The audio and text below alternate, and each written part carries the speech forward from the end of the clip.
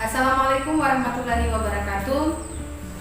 Puji syukur senantiasa kita panjatkan kehadirat Allah Subhanahu wa Ta'ala, karena pada pagi hari ini menjelang siang kita masih diberikan kesempatan kesehatan sehingga masih bisa mengikuti kegiatan MPLS walaupun dalam daring. Salam serta salawat al-bakulah kita haturkan kehadirat Nabi besar Nabi Muhammad SAW. Mudah-mudahan kita para hambanya serta sahabatnya senantiasa mendapatkan syafaatnya nanti di yaumil akhirat. Insyaallah, amin.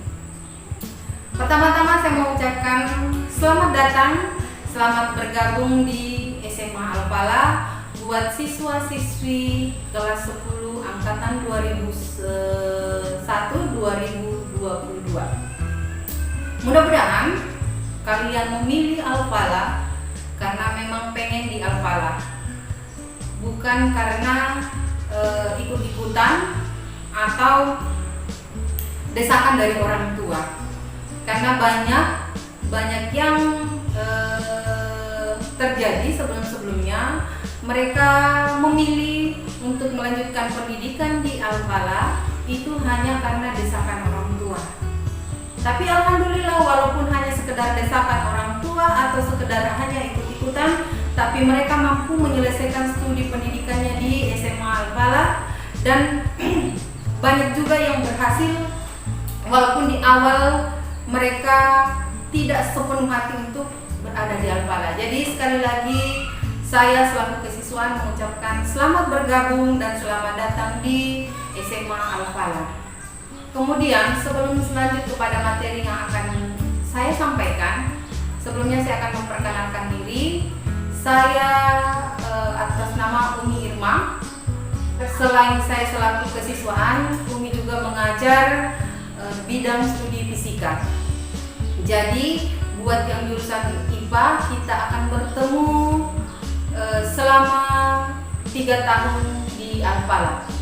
Yang IPS yang mungkin hanya bertemunya di luar ruangan saja. Kemudian ada pun materi yang Umi akan sampaikan, yaitu tentang tata tertib. Sebelumnya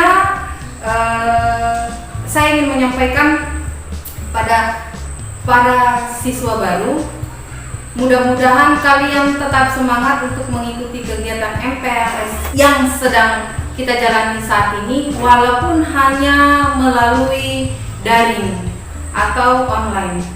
Jadi saya berharap sekali tidak mengurangi semangat kalian untuk tetap berkegiatan di SMA Al-Falah.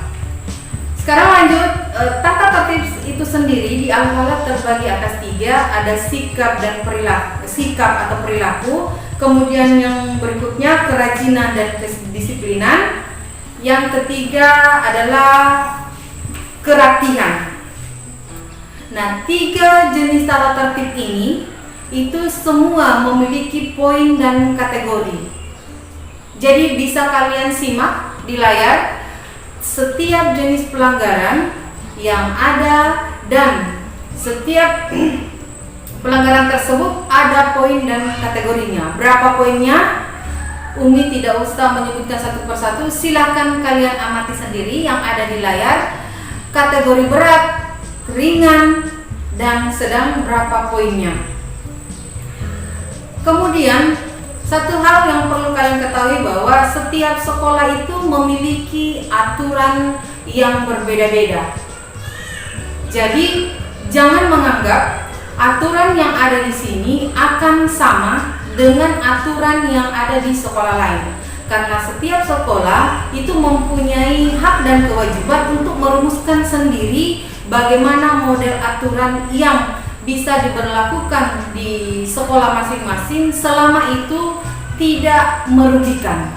Karena pada dasarnya aturan dibuat untuk membuat kita jauh lebih disiplin.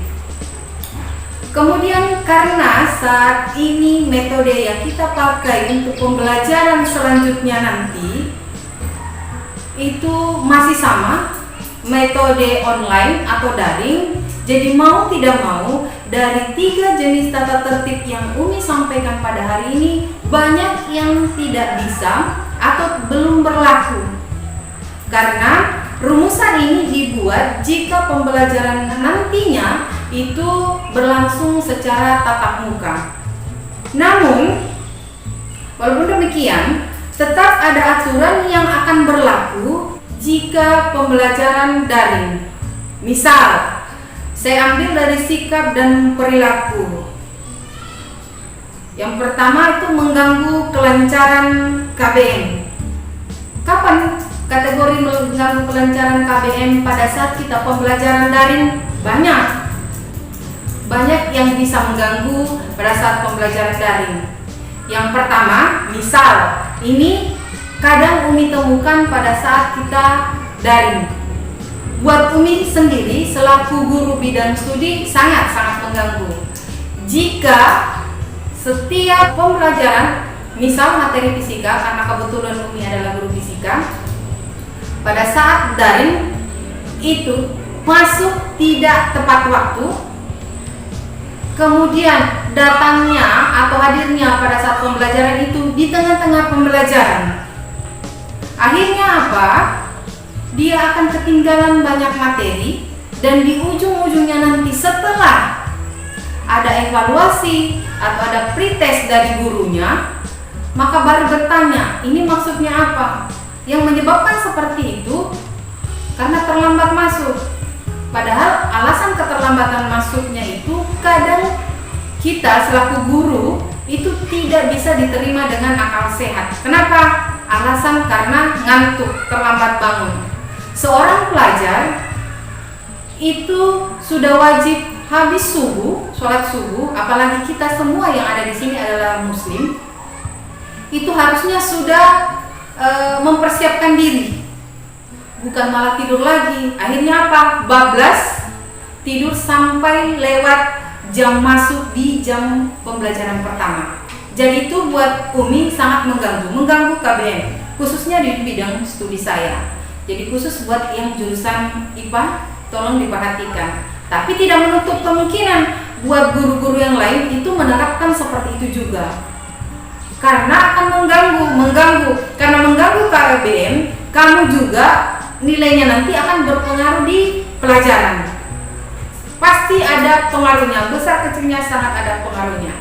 Jadi sekali lagi mengenai tata tertib khususnya yang mengganggu KBM bukan hanya berlaku pada saat tatap muka, tapi pembelajaran daring pun itu berlaku. Itu salah satu contoh pelanggaran. Nah, karena adanya pelanggaran tersebut, itu poinnya, coba diperhatikan, poinnya ada di angka 15. Itu kategori ringan. Itu salah satu, misal satu siswa melakukan pelanggaran tersebut. Kemudian terulang lagi, ada pelanggaran di kedisiplinan. Misal, yang mana yang kategori pelanggaran kedisiplinan? Yang tadi saya bilang, terlambat masuk walaupun daring, menyepelekan. Masuk jam yang seharusnya pembelajaran dimulai jam 7.30, jam 7.30 ternyata masuknya jam 8. Jadi itu sudah kategori pelanggaran dan poinnya berapa? 5. Hal ini sepele tapi sering diabaikan. Jadi kalau digabung antara sikap dan perilaku tadi, pelanggarannya ada 2, poinnya sudah 20 karena pelanggaran pertama tadi 15 poinnya, kemudian yang pelanggaran kedua poinnya 5. Berarti totalnya 20. Nah, apa sanksinya buat kalian yang melakukan pelanggaran?